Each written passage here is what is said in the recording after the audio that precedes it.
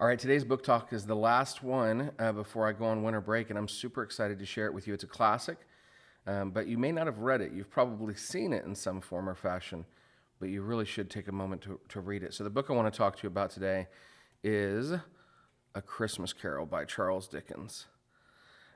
So, I've read this book a few times, and I want to say I don't read like a ton of classic literature. It's just not the genre that I'm like drawn to. But A Christmas Carol is something totally different. It's so wonderful and delightful and charming, and it's an indictment of where our priorities lie. I mean, think about this being the story of a young man who gives up the love of his life to pursue wealth and loses everything that he really wanted, only to find it again because of this gift of a haunting by three ghosts, of taking a look back at his life and being able to reassess his priorities as to what's really important to him.